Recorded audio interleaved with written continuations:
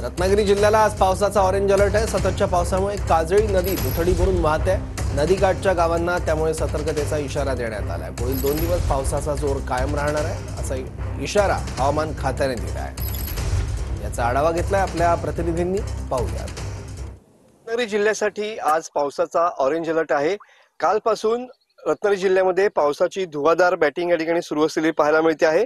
मात्र आज पहाटेपासूनच या ठिकाणी पावसानं थोडीफार विश्रांती घेतलेली पाहायला मिळते आहे। अरबी समुद्रात कमी दाबाचा पट्टा निर्माण झाल्यामुळे कोकण किनारपट्टीवरती सरींवरती सध्या पाऊस जो आहे तो बरसताना पाहायला मिळतो आहे। ज्या पद्धतीनं ऑगस्ट महिन्यामधल्या पहिल्या आठवड्यापासून पाऊस जो गायब झालेला होता तो त्या पावसाची पुन्हा एकदा दमदार एंट्री ही झालेली पाहायला मिळते आहे। जिल्ह्यातील सर्वच नद्या सध्या दुथडी भरून वाहत आहेत। पुढील 2 दिवस पावसाचा जोर कायम राहण्याचा अंदाज हवामान खात्याने इशारा दिलेला आहे। अरबी समुद्रात कमी जास्त दाबाचा पट्टा निर्माण झाल्यानं मच्छीमारीलाही ब्रेक या ठिकाणी लागलेला पाहायला मिळतोय।